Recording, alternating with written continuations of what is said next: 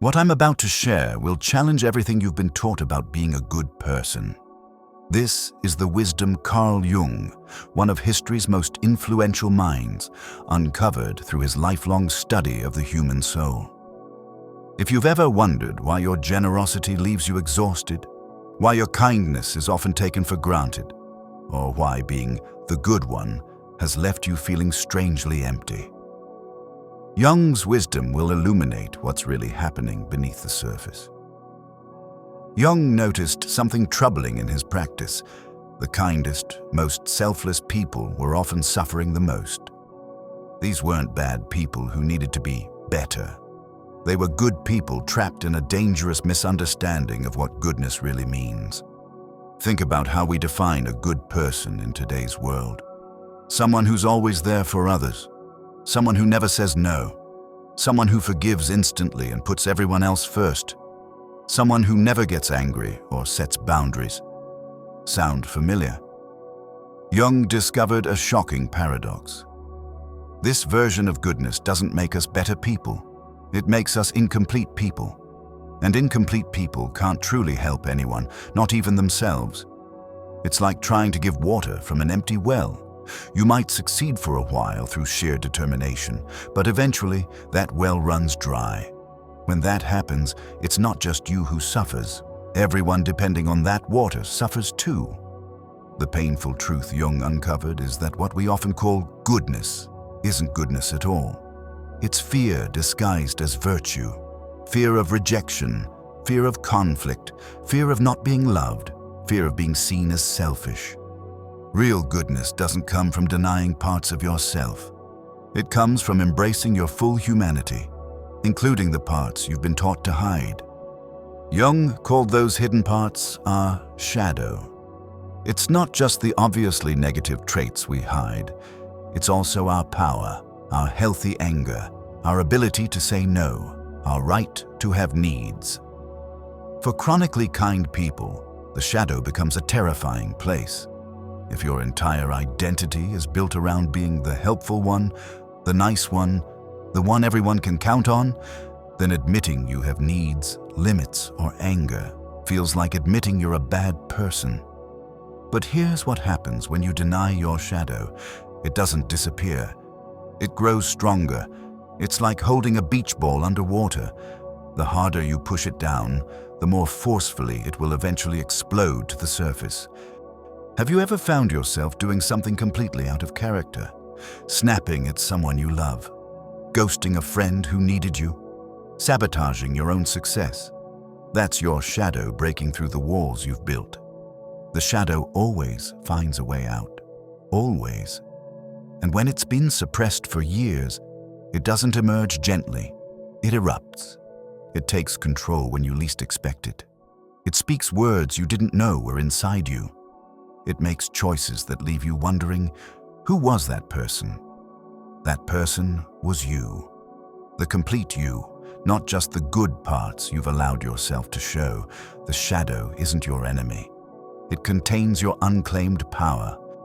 When you reject your shadow, you don't just lose your darkness. You lose essential parts of your light too. You lose your ability to set healthy boundaries, to honor your own needs, to stand in your authentic power. Jung saw that truly good people aren't those who never feel anger or never need anything. They're people who've learned to integrate all their parts into a coherent whole. They can feel anger without being controlled by it. They can set boundaries without guilt. They can acknowledge their needs without shame. Let's be honest about what constant self-sacrifice really costs you. It costs you physically. The exhaustion of always being available, the stress of carrying everyone else's burdens, the sleepless nights spent worrying about others while neglecting yourself. It costs you emotionally. The quiet resentment that builds when you're always giving and rarely receiving.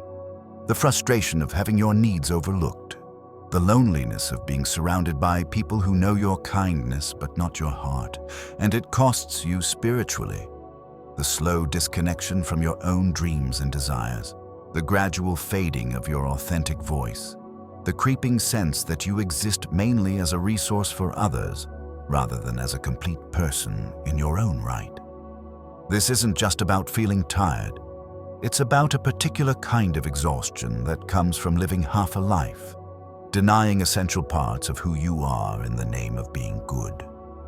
The cruel irony is that this kind of self-sacrifice doesn't just hurt you, it hurts the very people you're trying to help. When you never allow others to face the consequences of their actions, you rob them of the chance to grow. When you're constantly available, you train people to see you as a resource rather than a person. When you consistently put their needs above your own, you create imbalanced relationships where they take and you give. Not because they're bad people, but because that's the dynamic you've established.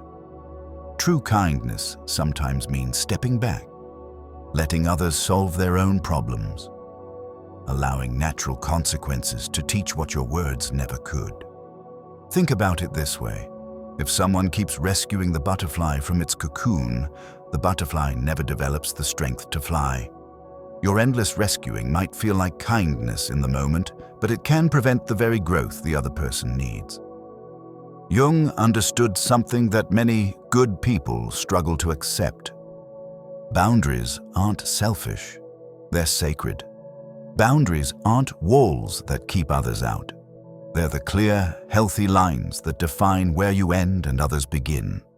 Without these lines, relationships become confused, codependent, and ultimately harmful. Setting boundaries isn't about being less kind. It's about being kind in a way that honors both yourself and others. It's recognizing that you are a finite being with limited time, energy, and emotional resources. And those resources are precious. When you set a boundary, you're not saying, "I don't care about you." You're saying, "I care about you, and I care about myself." You're creating the conditions for a relationship built on mutual respect rather than depletion. Many good people avoid setting boundaries because they fear losing relationships. And yes, sometimes people do drift away when you start setting healthy limits. But ask yourself, were those truly balanced relationships worth preserving? Or were they built on an unhealthy dynamic where your needs didn't matter? The people who truly value you, who want a real relationship with you, not just access to what you can do for them, will respect your boundaries. They might need time to adjust, but they'll adapt. And your relationships will transform from draining to nourishing. Learning to set boundaries means developing a new emotional vocabulary. It means recognizing the difference between real responsibility and burdens you've wrongly taken on. It means learning to distinguish between healthy guilt, which signals you've violated your own values, and manipulated guilt, which others use to control you. Setting boundaries also means getting comfortable with other people's discomfort. When someone is used to you having no limits, they will initially react with surprise, disappointment, or even anger when you establish a boundary. That doesn't mean your boundary is wrong. It means change is uncomfortable, for them and for you. But on the other side of that discomfort is liberation, not just for you, but for your relationships, because boundaries don't just protect you from others. They protect others from unconscious resentment, passive aggression, and the inevitable burnout that comes when you give beyond your capacity. If you're finding value in this exploration of Jung's wisdom, consider subscribing to this channel for more insights that bridge ancient wisdom with modern life. I share content like this every week, designed to help you live with more authenticity and power. The journey Jung invites us on isn't about becoming less kind. It's about transforming naive kindness into wise kindness. It's about integrating your light and shadows into a powerful whole. This integration begins with a radical act of self-acceptance, looking at those parts of yourself you've rejected, your anger, your needs, your limits, and saying, "These too belong to me. These too have value." Your anger isn't just destructive, it's also protective. It tells you when your boundaries have been crossed, when you're being undervalued, when something important to you is being threatened. Your needs aren't just inconveniences. They're vital signals guiding you toward wholeness.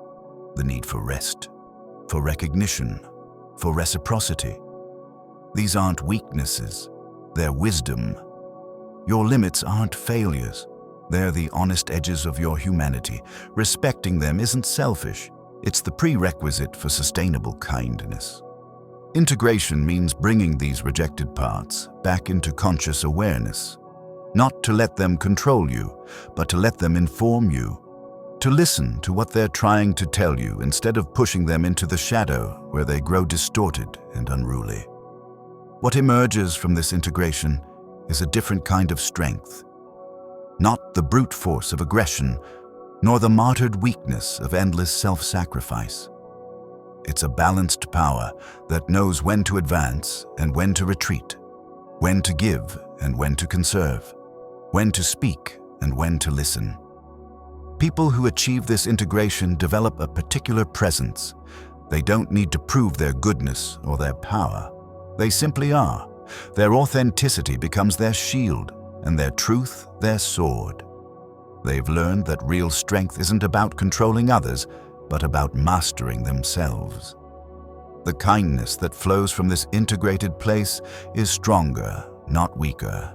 It's no longer a kindness born from fear of rejection or the need to be needed. It's a kindness that comes from choice, from abundance rather than depletion.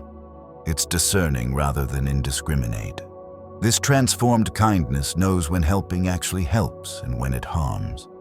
It understands that sometimes the kindest thing you can do is step back and allow natural consequences to teach what your words never could. It recognizes that true compassion includes holding others accountable rather than constantly rescuing them. This journey of integration isn't completed in a day or a week. It's an ongoing practice of bringing consciousness to your choices, of catching yourself when you slip into old patterns of self-sacrifice, of gently but firmly establishing new patterns based on wholeness rather than fragmentation. Jung's message isn't that you should stop being kind. It's that your kindness will become more powerful when it flows from wholeness rather than fear. Start by listening to your shadow.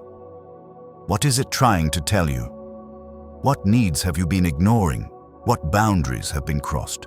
What parts of yourself have you been rejecting in the name of being good? Practice saying no without guilt and yes without resentment. Remember that every time you say yes to something, you're saying no to something else. Make those choices consciously. Begin setting boundaries in small ways, then build to the harder ones. Notice the discomfort that arises, both in yourself and others, and remind yourself that this discomfort is part of growth. Recognize that your worth isn't determined by how much you give or how much you sacrifice. Your worth is inherent. You don't have to earn your right to exist through endless giving. Find people who can handle your wholeness, who value your boundaries as much as your generosity, who want to know your authentic self, not just the parts that serve them. And remember that this journey isn't about becoming perfect. It's about becoming whole. It's about reclaiming the parts of yourself you've abandoned in the quest to be good enough. True goodness, the kind Jung understood, isn't achieved by cutting yourself in half. It comes from integrating every aspect of your humanity into a coherent whole, from standing in your full power with both compassion and boundaries, both generosity and discernment. The world doesn't need more depleted martyrs sacrificing themselves on the altar of niceness. It needs whole human beings who have embraced their complete nature and learned to use both their light and shadow in service of genuine good. The question isn't whether you're good enough. The real question is, are you ready to be whole, to reclaim the power, the voice, the needs you've denied, to transform your naive kindness into something stronger, wiser, and ultimately more genuinely helpful? This is Jung's honest advice for good people. Not to be less good, but to be good in a way that honors your wholeness. Because the world doesn't just need your sacrifice, it needs your complete, authentic, integrated self. If this message resonated with you, don't forget to subscribe, activate the notification bell, and share this with someone who needs to hear it. Remember that the path is there. The choice is yours, and your shadow is waiting to be reclaimed.